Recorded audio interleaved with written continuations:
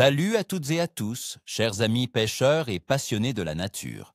Votre copain pêcheur est de retour pour un nouveau pronostic qui, croyez-moi, va vous faire vibrer. Aujourd'hui, on se plonge dans les eaux, parfois glaciales mais souvent généreuses, du Canada pour le 23 octobre 2025. Et je peux vous dire, les amis, que cette journée d'automne promet d'être particulièrement intéressante. Pourquoi? Parce que la nature se prépare pour l'hiver. Et ça signifie une chose pour nous. Du poisson en mode frénésie alimentaire. La truite, le brochet, le doré, ils sont tous en quête de réserve et avec les bonnes techniques, vous pourriez bien faire des prises trophées qui marqueront cette fin de saison. Restez avec moi, car ce jour est spécial, avec des conditions météo qui vont jouer en notre faveur, malgré un léger voile nuageux. Passons maintenant aux espèces et aux tactiques qui vont faire toute la différence.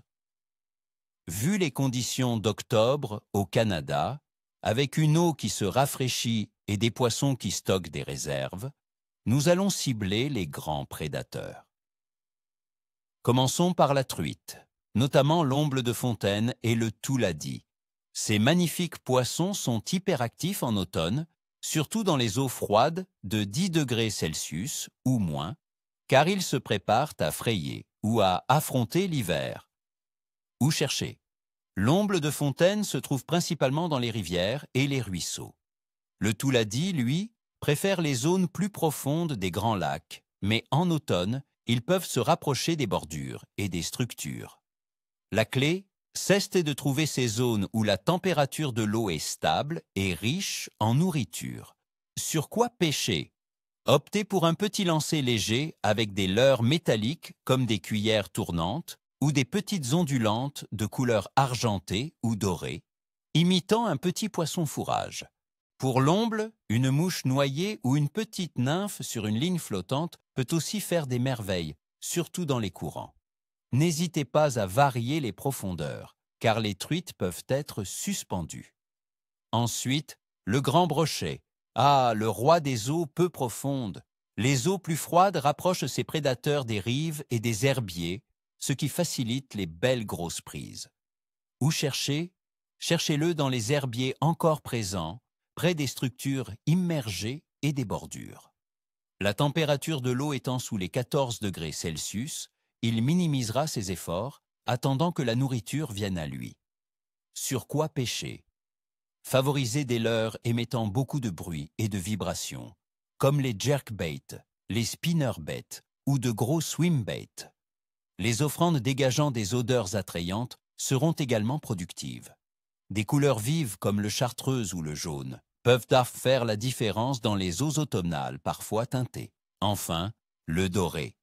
Ce carnassier méfiant sera également actif ce 23 octobre. Il aura tendance à se tenir dans des profondeurs de 3 à 5 mètres, recherchant les cassures, les plateaux sous-marins et les zones de transition entre sable et roches. Où chercher? Les aubes et les crépuscules sont ses moments de prédilection. Cherchez-le sur les fonds structurés où il peut embusquer ses proies. Sur quoi pêcher? Les leurres souples à l'aide d'une tête plombée, animées lentement près du fond, sont parfaits. Des shades de 10 à 14 cm dans des coloris naturels ou phosphorescents seront très efficaces. La pêche à la dandinette est tout indiquée.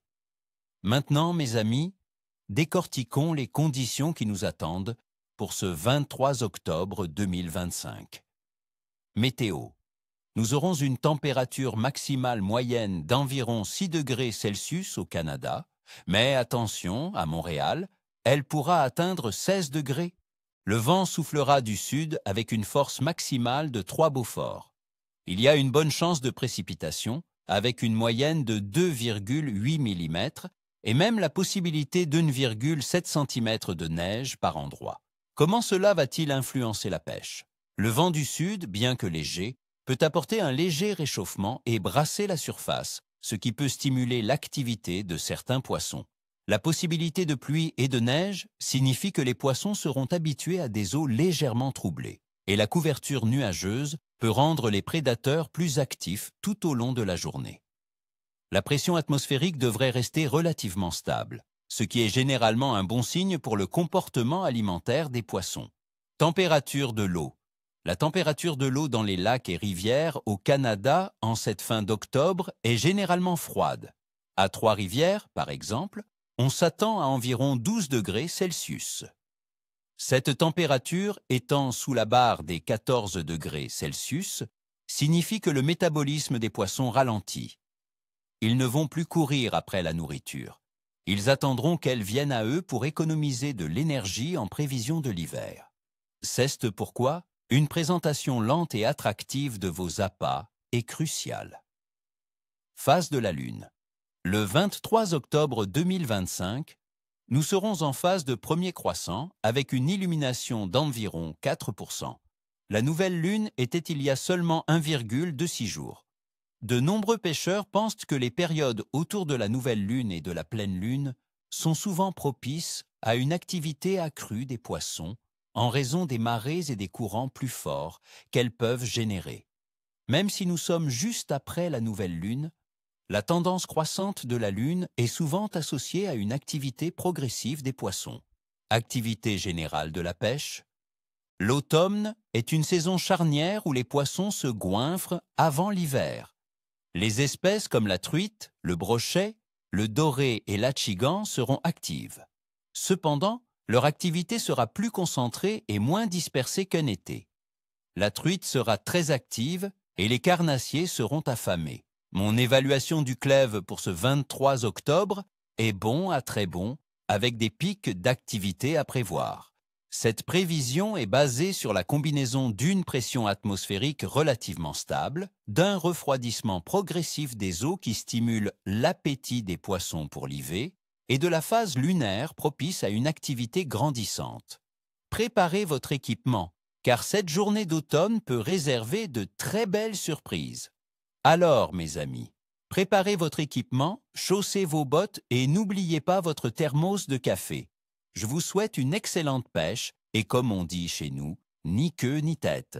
N'oubliez pas de vous abonner à la chaîne si ce n'est pas déjà fait, de liker cette vidéo si elle vous a plu et surtout, dites-moi en commentaire, quels sont vos meilleurs souvenirs de pêche en automne au Canada?